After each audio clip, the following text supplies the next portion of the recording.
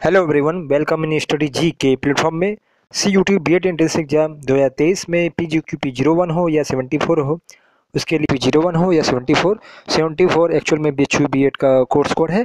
तो दोनों के लिए ये भूगोल आज का टॉपिक मोस्ट इम्पॉर्टेंट हो जाता है, जिसमें हम लोग भारतीय कृषि के टॉपिक को समझेंगे, क्योंकि भारतीय कृषि से रिलेटेड मोस्ट इम्पॉर्टेंट आपसे क्वेश्चन पूछे जाते हैं। तो आइए स्टार्ट करते हैं। तो जैसा कि आप जानते हैं कि भारत एक कृषि प्रधान देश है और लगभग 2/3 जनसंख्या भारत का कृषि पर निर्वासित होती है, निर्वाह करती है। तो भारतीय कृषि क्या है? मानसून पर आधारित है। मानसून पर आधारित होने का अभिप्राय ये है कि भारत के किसान जो है मानसून के आधार पर कृषि करते हैं। यदि वर्षा अच्छी होती है तो कृषि पैदावार अच्छी होती है। यदि मानसून आपका कम होता है या वर्षा कम होती है तो पैदावार कम होता है और सूखा पड़ने की आशंका रहती है। तो ये 3 बातें आप ध्यान रखिएगा। आइए अब देखते हैं कृषि से रिलेटेड अन्य पॉइंट। आइए देखते हैं ऋतुओं के अनुसार फसलों का वर्गीकरण। तो भारत में ऋतुओं के अनुसार फसलों का वर्गीकरण 3 आधार पर किया जाता है: रबी की फसल, खरीफ की फसल, जायद की फसल। आपसे ऋतुओं के अनुसार फसलों का वर्गीकरण पूछा जाता है, तो ये ध्यान रखिएगा। इसमें विशेष रूप से इसकी बुआई और कटाई कब होती है और इसमें कौन कौन सी फसलें पाई जाती हैं, ये पूछा जाता है। तो आइए देख लेते हैं। तो रबी की फसल की जो बुआई होती है वे अक्टूबर नवंबर महीने में होती है और उसकी जो कटाई होती है अप्रैल मार्च और अप्रैल में होती है। खरीफ फसल की बुआई जो होती है वे जून जुलाई में होती है और इसकी जो कटाई होती है वे नवंबर और दिसंबर के दरमियान होती है।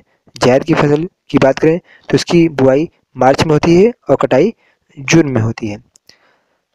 तो आपने अभी बुआई और कटाई समझ लिया होगा। आइए देखते हैं रबी फसल की अन्य बातें। तो रबी की फसल जो होती है ये शीत ऋतु की फसल होती है और इसके अंतर्गत गेहूँ, जौ, सरसों, चना, मटर और आलू आते हैं। और जो आपका खरीफ की फसल है, ये खरीफ की फसल मानसून ऋतु की फसल है, जिसके अंतर्गत धान, बाजरा, कपास, जूट, गन्ना, मक्का, उड़द आते हैं।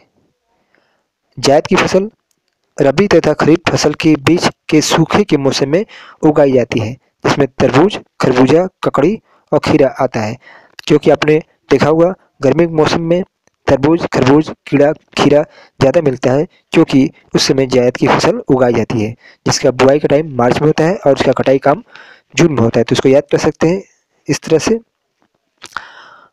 अब हम इसको याद करने का तरीका बता देते हैं। में क्वेश्चन फसलों के बारे में पूछा जाता है कि रबी की फसल कौन सी है, खरीफ की फसल कौन सी है और जायद की फसल कौन सी है। इसको याद करने में स्टूडेंट को प्रॉब्लम होता है, तो आइए इसको ट्रिक से याद कर लेते हैं। तो ये आप जो ट्रिक देख रहे हैं ये ट्रिक है रबी फसल की और इसका ट्रिक है आज सच में राई में गेम खेला। तो जो आपके लाल रंग के शब्द दिख रहे हैं ये ट्रिक है। तो आपको ये ट्रिक याद करना है, आज सच में राई में गेम खेला। तो आइए एक्सप्लेन देख लेते हैं। तो आ से हुआ आलू, ज से हुआ जौ, स से हुआ सरसों, च से हुआ चना, र से हुआ राई, राई से हुआ राई और गे से हुआ गेहूँ और म से होगा आपका मटर। तो आज सच में राई में गेम खेला। बहुत ही जी ट्रिक है, बहुत अच्छा ट्रिक है, याद कर सकते हैं। ये रबी की फसल की ट्रिक है और इसका अक्टूबर नवंबर में बोया जाता है और मार्च अप्रैल में काटा जाता है। तो आइए अब देख लेते हैं रबी के बाद खरीफ फसल। खरीफ की फसल की जो ट्रिक है वे है महर के गधे ने दिल से बाजा बजाया। महर के गधे ने दिल से बाजा बजाया। तो यहाँ पे अब याद रखिएगा, म से मक्का होगा, हर से हुआ अरहर जो अरहर का दाल होता है, ग से हुआ गन्ना, धे से हुआ धान, दिल से हुआ तिलहन और बा से हुआ बाजरा और जा से हुआ ज्वार। तो ये ट्रिक आप 1-2 बार याद करेंगे तो बहुत ईजी से याद हो जाएगा। तो महर के गधे ने दिल से बाजा बजाया। ट्रिक बता देते हैं। खरीफ की फसल को ख जा ना। तो ख से हुआ खरीफ की फसल, ज से हुआ आपका जून जुलाई में इसको बुआई होती है और ना से हुआ नवंबर में कटाई होती है। तो ये भी याद कर सकते हैं। ख जाना, ख से हुआ खरीफ की फसल, ज से हुआ जून जुलाई में इसकी बुआई होती है और ना से हुआ नवंबर दिसंबर में इसकी कटाई होती है। तो ये भी ट्रिक आप लोग अच्छे से याद कर लीजिएगा। आगे हम लोग देखते हैं कृषि क्रांति। इससे मोस्ट इम्पोर्टेंट क्वेश्चन पूछा जाता है और पूछा भी गया है आपकी परीक्षा में भी। तो यहाँ पे आप दो क्रांति देख रहे हैं, ये एक है हरित क्रांति और एक है भारतीय हरित क्रांति। हरित क्रांति जो था वह विश्व की क्रांति थी और भारतीय हरित क्रांति ये भारत में हुई थी हरित क्रांति। तो पहले हम लोग हरित क्रांति देख लेते हैं, जिसे ग्रीन रिवॉल्यूशन का कहा जाता है। तो हरित क्रांति कृषि के उत्पादन को बढ़ाने के लिए लागू की गई एक नीति थी। के लिए इसके तहत अनाज उगाने के लिए प्रयुक्त पारंपरिक बीजों के स्थान पर उन्नत किस्म के बीजों का प्रयोग को बढ़ावा दिया गया। किसमें? हरित क्रांति के अंतर्गत। और ये 1965 में यूएसए और मेक्सिको में ये हरित क्रांति आई थी। और हरित क्रांति, विश्व हरित क्रांति, यहाँ पर ध्यान रखिएगा, विश्व हरित क्रांति के जो जनक थे वे थे नॉर्मन बोरलाग, और इन्हें शांति के क्षेत्र में नोबेल पुरस्कार भी मिल चुका है।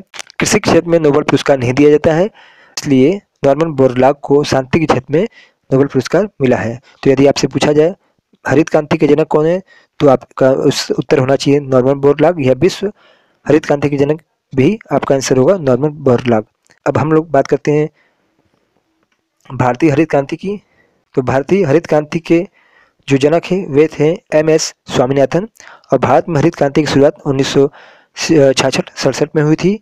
और हरित क्रांति का सबसे अधिक जो प्रभाव हुआ था गेहूं और चावल पर हुआ था, मतलब गेहूं और चावल का उत्पादन बहुत ज़्यादा हो गया था हरित क्रांति की वजह से।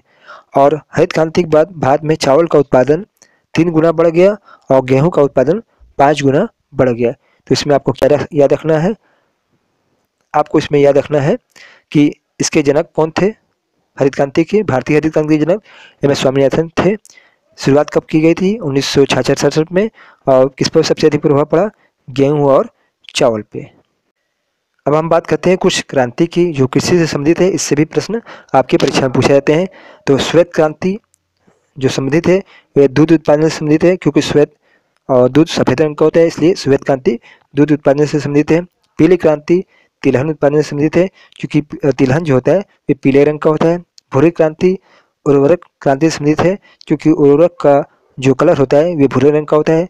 नीली क्रांति मत्स्य उत्पादन से संबंधित है, क्योंकि जो मछलियाँ होती है वे पानी में रहती हैं और पानी का कलर ऐसे नीला माना देखा जाए, आप देखेंगे तो नीला दिखाई देता है। तो नीली क्रांति के संबंध अब मत्स्य उत्पादन से होता है, इसलिए इससे कोरिलेट कर सकते हैं। लाल क्रांति टमाटर या मांस उत्पादन से संबंधित है, क्योंकि टमाटर लाल होता है और मांस भी लाल कलर का होता है। आगे देखते हैं गुलाबी क्रांति। गुलाबी क्रांति का संबंध झींगा मछली उत्पादन से होता है। बादामी क्रांति का संबंध मसाला उत्पादन से है। सुनहरी क्रांति का संबंध जो है वे फल उत्पादन से है। और रजत क्रांति का जो संबंध है वे अंडा उत्पादन से है। काली क्रांति का संबंध पेट्रोलियम उत्पादन से है। तो पेट्रोल को आप मान लीजिए काला रंग का होता है, तो वे पेट्रोलियम उत्पादन से संबंधित होता है काली क्रांति। और गोल क्रांति आलू उत्पादन से होता है, क्योंकि आलू गोल होता है, तो गोल क्रांति का संबंध आलू उत्पादन से होता है। इसको अच्छे से याद कर लीजिएगा। तो आइए देखते हैं कृषि की प्रमुख शाखाएं, क्योंकि इससे भी प्रश्न आपकी परीक्षा में आते हैं। पहला है सेरीकल्चर। तो सेरीकल्चर जो है रेशम उत्पादन से संबंधित होता है। सिल्वीकल्चर वन कृषि से संबंधित है। हॉर्टिकल्चर फल उत्पादन से संबंधित है। पीसीकल्चर मत्स्य उत्पादन से संबंधित है। विटीकल्चर अंगूर उत्पादन से संबंधित है। एपीकल्चर मधुमक्खी पालन से संबंधित है। तो इसको याद कर सकते हैं, ए से एपीकल्चर और मधुमक्खी को इंग्लिश में क्या बोलते हैं? बी। तो ए और बी। नेक्स्ट है ऑर्बिकल्चर, जो कि वृक्ष और झाड़ियों की कृषि से संबंधित है। फ्लोरिकल्चर, जैसा नाम है फ्लोरी फ्लावर, तो फूलों की कृषि से संबंधित है। और ओलेरिकल्चर सब्जियों की कृषि से संबंधित है। और मेरीकल्चर समुद्री जीव उत्पादन से संबंधित है।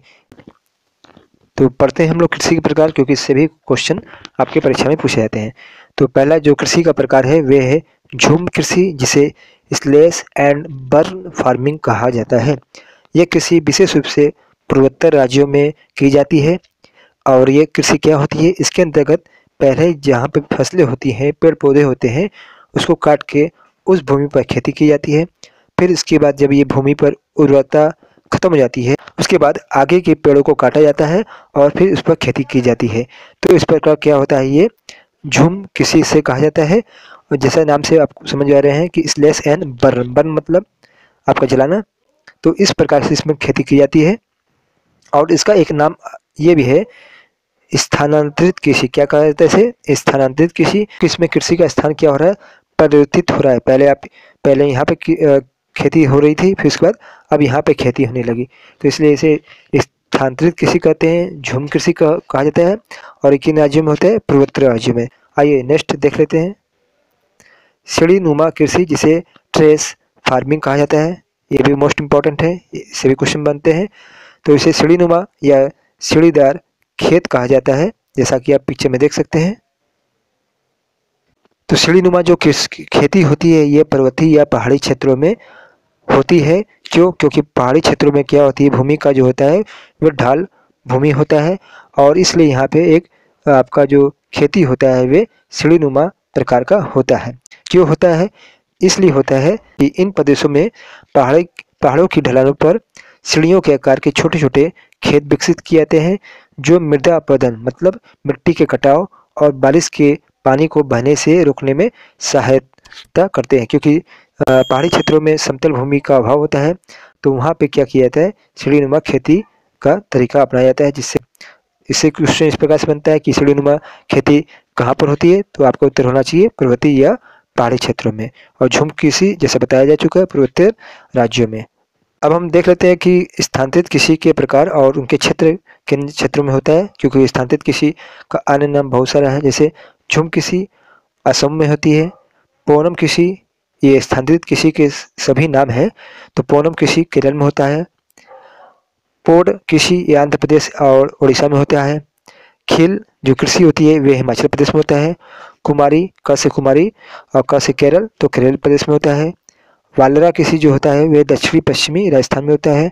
और बात करें दीपा की, दीपा भी एक स्थानांतरित कृषि है, तो ये होती है छत्तीसगढ़ में। इसको याद करने का तरीका ये है कि दीपा नाम की कोई महिला है जो 36 वर्ष की है, तो इस तरह से आप इसको कोरिलेट करके याद कर सकते हो, जानकारी होना चाहिए। तो पहली जो फसल होती है वो खाद्यान्न फसलें होती हैं, दूसरा होता है व्यावसायिक फसलें, तीसरा है पेय फसलें, और नंबर 4 है रेशेदार फसलें। तो एक एक पॉइंट को देखते हैं हम लोग। तो खाद्यान्न फसलें वे होती हैं जिसे हम लोग खाने भोजन के रूप में प्रयोग करते हैं, जैसे चावल, गेहूँ, मक्का, दाल, ज्वार, बाजरा, रागी, जौ। ये सब सारे जो फसलें हैं इन्हें खाद्यान्न फसलों की श्रेणी में रखा जाता है। अब बात करें व्यावसायिक फसलें, तो नाम से ही इसका समझ में आ रहा है कि ये व्यावसायिक फसलें होती हैं जिनका व्यापार होता है। जैसे इसमें गन्ना होता है, तिलहन होता है, तिलहन के अंतर्गत सरसों, मूंगफली, तिल, राई, सोयाबीन, और इसके अंतर्गत गर्म मसाले आते हैं, फल आते हैं, सब्जियाँ आती हैं, रबड़ आते हैं।